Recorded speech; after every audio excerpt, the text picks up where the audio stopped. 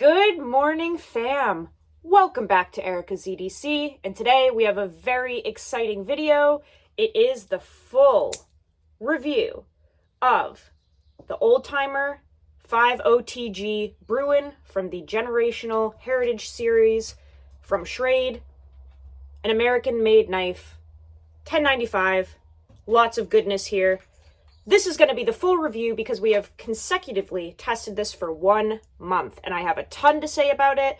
I think that is more than enough time to get information on a knife and be able to recommend it or steer people away from it. So we're going to hop right into it. After I give a disclaimer, go figure, because I always have a disclaimer, I just woke up. We don't have lashes on. We don't have eyebrows on yet. So bear with me. I'm in my pajamas. All I've done is drink coffee. So we're still waking up, but I was super excited to make this video, especially because this is a knife that is very different from my usual testing subject. And I was just so excited to make this that I literally got up, threw a hat on, and we're just making the video. We do have an audience today. Hopefully they will behave and be quiet. But yeah. Let's get into this, guys. So you all know, if you have been subscribed to the channel for any period of time, that I will not review a knife until I have fully tested it. And my full testing consists of a whole month of, carrying the knife, using the knife, sharpening the knife, stropping the knife. I have to do basically everything that you can do with the knife before I will give a review. I don't believe in doing reviews after you've cut one Amazon package with a knife. I don't believe in doing a review if you have not stropped it, if you have not sharpened it, if you have not used it. So if you are new to my channel, that's what my testing consists of. Some people really love it because we're actually, getting information on it before we recommend it to people. Some people get bored with it. I'm showing the same knife for 30 days, typically. I don't know. A lot of people respect it, though. So that's how my testing goes. And then I do 4 updates along with the testing. At the end of each week, we also do an update, every Friday or Saturday, basically, on how the week went with the knife, just so that we have an archive of information and I'm not cramming it all into one video. We have almost like a file system of what happened and when, and it's more accurate than trying to remember everything off the top of my head in a review at the end of the month. So feel free to check out those update videos. I did record the sharpening of this. We have plenty of information on it, so that's all available to you guys. Just check out my playlists. I have Steel Talk playlists, sharpening playlists, EDC update playlists, so feel free to check those out. But let's get into the nitty-gritty of this. So rewinding back to when we first got this, I was a little skeptical just because, as you know, the packaging was deceiving. The packaging stated that this was a stainless steel knife, and it said it on the front and the back. I have a video showing the actual package. It said it was made in stainless steel on the front and the back. However, the blade is stamped with 1095 high carbon. And as you can see, it has a patina, so it is indeed a high carbon steel. Now, my hypothesis after using it was that it was not picking up a patina at first because the blade was so highly polished that I think it took a while for the acid and the juices and everything of what I was cutting to kind of eat away through that high polish, right? It was so shiny. Actually, bear with me here. Let me grab the other knife. So I do have another knife from this same series that has not been used yet because it just came in. So let's look at what the polish looks like when you first get the knife. So as you can see, this is the same covers. It's a knife from the same series, and they're in the same steel. But this is what the blade looks like when you first get it. Very high polish, right? So that's what it looks like when you first receive the knife. And I think because it is polished so high, it takes a little bit for a patina to begin forming. And people were using vinegar and trying to cut apples and such, and it was not doing anything to the blade. So there was a lot of rumors circulating that maybe it was D2, because we know that Bruins have been made in D2 before. However, I just cut up a bunch of oranges with this one day, and it finally started to pick up a patina. So we do know that this is 1095 high carbon. It just takes a little bit of time to eat through that high polish. The interesting thing is, this knife that just came in, I made a video on this the other day, the packaging on this one was correct. The packaging for this little tiny trapper says 1095 high carbon steel. So for some reason, they messed up the labeling on the Bruin, but the mini trapper from the same series has the correct packaging that states it's a 1095 high carbon steel. So that was a little tricky at first. Some people felt fishy about it. Some people did not like that. I don't really care. I mean, I think it's a little weird that they produced a knife and put it out with literally the wrong labeling, but whatever. As long as I know what it is now, not a big deal. Aside from that, fit and finish is pretty darn good. These retail for between $55 and $70, depending on where you get them. You can get them for $55 on Amazon. If you go to like Knife Center or something, I think they're $70. Why does my hood look like it's like weird? Sorry. Okay. Anyway, fit and finish was good on this. The only issue that I saw when it came in was that I think it was, yeah, this pin right here was a little bit proud. So all I did was take my Dremel tool and just dumb it down a little bit. No big deal to me. It was a little bit sharp and pokey, so I just kind of filed it down. No big deal. Aside from that, everything else is very flush, very good. It does feel like a Schrade, and what I mean by that is when you hold a Schrade knife, they just feel a little like rough and tumble, right? They feel like the fit and finish is just a little rough, and it's not even like the transitions are off, like they're flush. It's just like everything on the knife is like just a little grabby, a little catchy, a little sharp. Like these liners right here, they're just like a little bit sharp. The covers themselves, they're just a little like roughly finished. It's not like a GEC where everything is smooth and flows. It's just, everything is just a hair grabby, a little sharp. Okay, so to some people, I know that this knife is going to feel cheap. And some people might not like that, and I understand. Like, I get where you're coming from. It just feels a little cheap to some people. If you can overlook that, I think you're going to enjoy this knife because it has a lot to offer. So we only had to fix one thing in terms of fit and finish on this from the get-go. We figured out the steel, ready to rock and roll. Everything else is great. The lock, still nice and solid. No up and down, no side to side. This is a lock back, so nice and smooth. And one of the biggest selling points on this knife for me was the washers. So we have not really seen this before, where we have a traditional style knife with bronze phosphor washers, which I'm trying to pick up, but the lighting this morning is not that great. We cannot see those. Is there any way I can get these on camera? Aha, okay. Use your eyeball right there. You can just see a hair of a shimmer.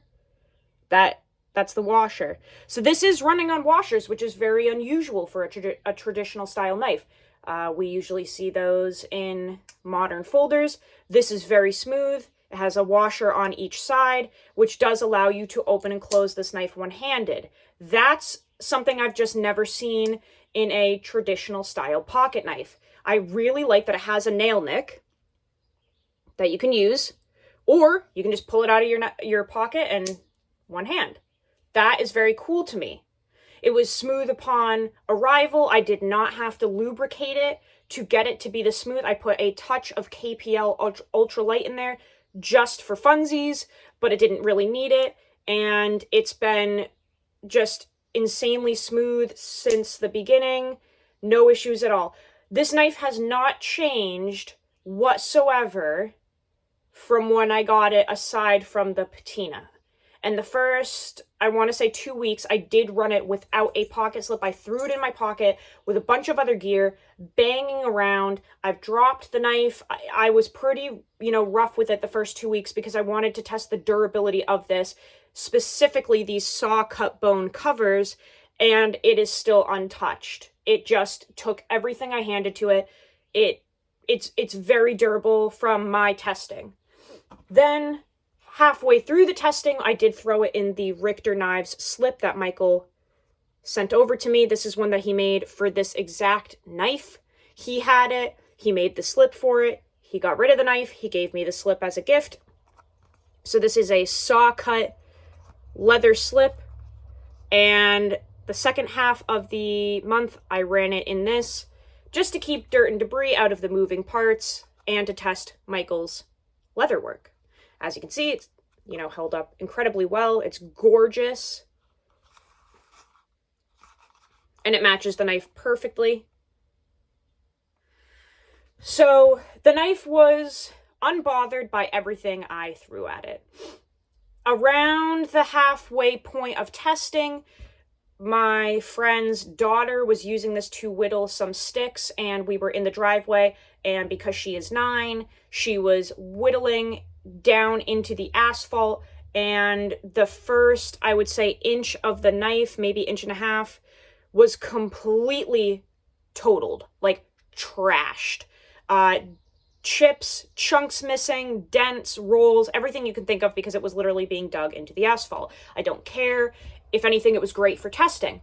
So that kind of led into the first sharpening of this knife, where I had to redo the edge because it was severely, severely damaged. So, sorry, somebody's pulling in. The dogs are probably going to pop off. Look at Nuggets, she's like, Mom's recording and I'm not supposed to be barking. So she's doing a tiny bark. I might have to put her away. Stop. Just stop. That's hilarious. She's so naughty.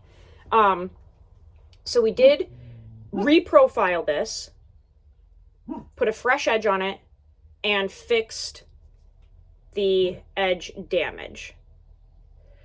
The whole sharpening is recorded, so I'm not going to go into great detail about it, but basically it was really easy to fix. The 1095 that they are putting on this knife it feels harder than most 1095 that I'm used to. It was responding very well to my diamond stones, but it just felt harder and felt more like D2, really, to work with, which was interesting. So the sharpening went really, really well. It took a nice toothy edge after. As you can see, it also polishes up very nicely. But the sharpening kind of took me by surprise because I'm used to 1095 from SE, GEC, Case, and I'm used to it being softer, really. Stop, just stop, sweetheart. I'm just used to softer feeling 1095, and this feels really well done, way harder, and the edge retention is way better than what I'm used to from 1095. So you can check out that sharpening if you want to. It's on the sharpening playlist, but it was really a pleasure to work with because it's just nice seeing 1095 kind of done to its best potential and the toothiness being unlocked, right? Because a lot of companies run this at 55 to 57 is what I typically see for a hardness on 1095. I don't know what this is being run at, but it felt way harder and way better on the stones. And I will say maybe that contributes to the way the patina was being picked up at first, maybe it was a little tricky just because this is treated higher or harder than most 1095. I don't really know. It's just, it's different and it's a pleasant surprise. The edge retention has been great, for the entire month. I've done everything with this, from cutting feed bags, processing dog food. I have cut all of my food up with this knife, whether it was steak, apples, oranges, chicken, sausage, you name it. All of the food prep was done with this knife. I have cut rope, plastic, tarp, wood. I mean, everything that you can think of, I processed with this knife. And the edge did very, very well. And it's very easy to strop back. Now, granted, in my opinion, the compound that I found that worked best for this is like a white compound. I did strop this with green, and although it worked, I just felt like I was putting a little more time and effort in with the green compound, and the white compound just cut better. And, you know, your best bet is probably using, like, I think it's called diamond emulsion, something like that, like a gunny juice type deal. That seemed to work very well for this. I have a strop loaded with 0.5 micron gunny juice, I think it is, and it worked very well with this steel. I'm really used to 1095 that's like pretty soft, and you can just hit it on like a green strop, like a green loaded strop, and it works super well, but it just didn't touch this like I wanted it to. So maybe like a rougher grit compound or a diamond paste will work best for you, because I'm just feeling like this is treated harder than most typical 1095. But it responded really, really well to the sharpening, really well to the stropping. I'm very pleased with the edge retention on this. It takes a crazy toothy edge, very bitey, and the toughness is really good in my opinion. Like it feels hard, but I've really, you know, hit this on a couple of things, and the only thing that damaged the edge was that like asphalt situation, which would really damage any knife. You know what I'm saying? Like digging this into a driveway is going to hurt any knife. But yeah, I mean, I even reprofiled it, and the reprofiling was really nice. Like, this is all done freehand. And as you can see, the bevel is very even, and the reason being is because it was great to work with. Like, it just... I love this knife. I love this knife. I think it has so many good aspects to offer. I can't really find anything wrong with it. Like, the fact that I was able to reprofile this freehand with all that edge damage, and it just was easy. I'm just having a hard time finding anything wrong with this. So that's a really good thing in my opinion, because typically when I test knives, I can find at least one thing that I just don't like about them. And I just can't think of anything with this. I love it. I just love it. Like, I'm trying to think of like maybe one con other than the packaging being off. I mean, I guess like, yeah, there are gaps, but that's going to happen on like any traditional knife of this value, right? Like you can see the two gaps right there. It doesn't affect anything. It doesn't affect the use of this knife. Yeah, we have like some gapping. It doesn't bother me at all. It doesn't affect anything. Lockup is solid, like I said. Like, it just... I honestly love this knife. I love this knife. I can't really think of anything to say that's negative about it. I loved it. Easy to clean. Like, I just had to take a little Q-tip and pull a lot of the cotton off and kind of just run it through there once or twice throughout the month just to clean out any debris, but it doesn't really pick anything up when you run it in a slip. Let's put it side by side with a case sodbuster real quick, because if you look at the blade, it's kind of reminiscent of a sodbuster. It's a little more refined, and you have like this slight like clip point area here. It doesn't have a swedge or anything, but it's kind of like a refined sodbuster. So we'll just bring in a case sodbuster for comparison real quick. So if we put those next to each other, as you can see, the old timer is just like a little more refined. It has a little less of that like snub-nosed, bull-nose type deal. It just looks a little more refined. Same with the handle. We just have a thinner handle in comparison to your typical synthetic Delrin Sodbuster Junior. This one has a lock, obviously. This one does not. Okay. But they're the same length, same size, really. Let's bring in the little trapper. This is the trapper from the same series, obviously. They call it just a trapper, but it's like a tiny trapper. I mean, it's like the size of a case peanut, but there's that comparison. The shield is still in there, nice and solid. I don't know. I had an absolute blast testing this. I can't really think of anything negative to say. So, that leads into the ultimate, question. Would you recommend it after your whole month of consecutive testing, putting it through everything you can think of, stropping it, sharpening it, everything? Do you recommend it? Well, I'm sure you guys already know, but hell fucking yeah. Guys, go buy this. You know what I'm saying? Like, a bunch of you already have.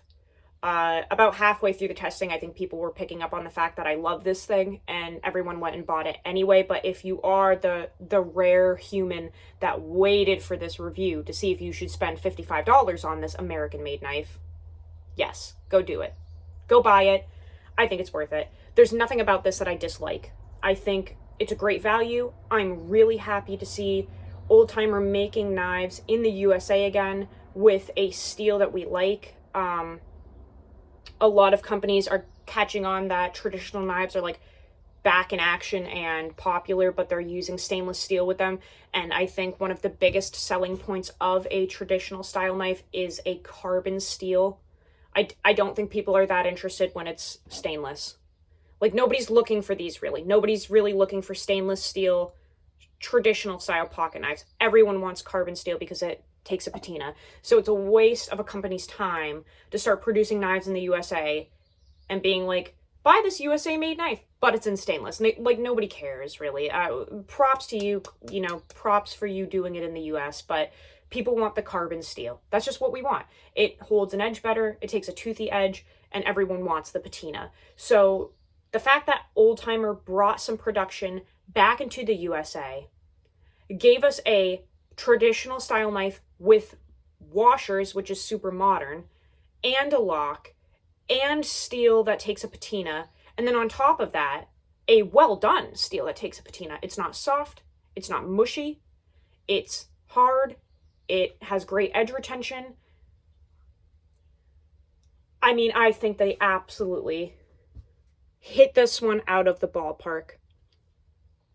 I highly, highly, highly recommend this, guys. I really do. So I really hope that after 23 minutes, I have given you enough information to make a valid purchase on this knife. I have no affiliation with this company. They don't know who I am. I bought this with my own money. This is literally just my opinions after... These are my opinions after a month of consecutive testing. I highly recommend it. I love this thing. I love this thing so much. This is a knife that's going to stay in my collection. I'm going to continue using it. I adore this thing. I just think this is something that everyone should try. And if you get it, just remember that it's a harder 1095 than a lot of us are used to. So please make sure that, maybe you get like some diamond paste to run with it and use DMT stones to sharpen it. But I have all of that info on the sharpening video. So just, go check that out if you need more information. But that's the review, guys. I'm really excited about this one. This was just awesome to use and abuse and test. So I will see you guys on the next video. Go use your shit. Learn how to sharpen your knives. The dogs say goodbye because somebody is here. I will see you guys so soon. Love you all.